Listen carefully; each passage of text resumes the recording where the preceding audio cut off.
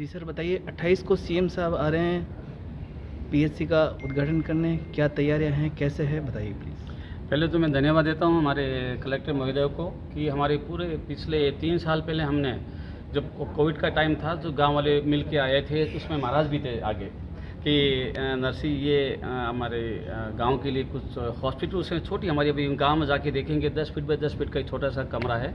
हमने विचार किया कि हमारे पिताजी आज से 35 साल पहले एक जीप में यहाँ से गांव से नौका तक पहुँचाते थे, जिसको भी ज़रूरत होती थी।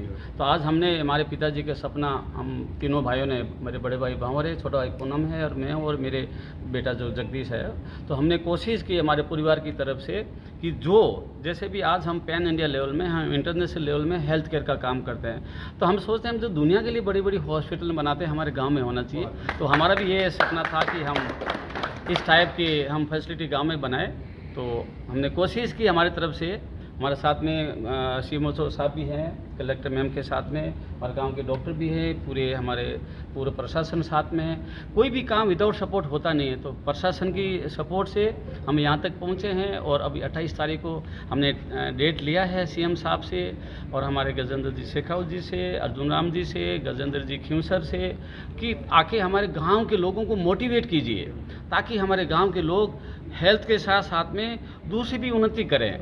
देखो, हेल्थ और एजुकेशन दो ऐसी एसेंशियल चीज़ें हैं जो हमारे गांव में बहुत ज़रूरी है।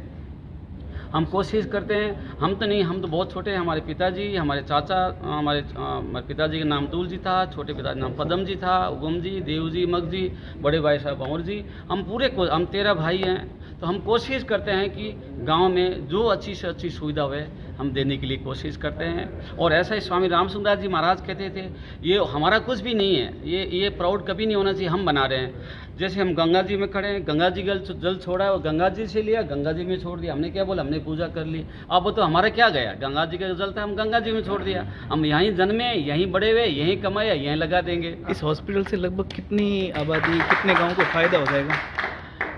अभी कलेक्टर महोदय जी बाजू में खड़े हैं, इनको पूरा इनके पास डाटा है, सीएमओ साहब भी है। मेरे हिसाब से 5 से 6 गांव हैं, 30 से 35 हज़ार तो डायरेक्टली लोग कनेक्ट होंगे। और अगर ये इनकी डॉक्टर साहब हमारे लेखराम जी बहुत एक्टिव है, इन्होंने जो मशीनें लाए हैं तो बहुत मॉडर्न टेक्निक की है, तो शायद 50 से 60 हज़ार लोग जुड़ेंगे और अच्छी सर्विस रहेगी। अगर कलेक्टर मैम हमें अगर और ज़्यादा डॉक्टर दिए, सीएमओ साहब ने ज़्यादा डॉक्टर दिए, तो शायद 70 से 80 हज़ार लोग इसका फ़ायदा उठाएंगे। ठीक है सर, थैंक यू।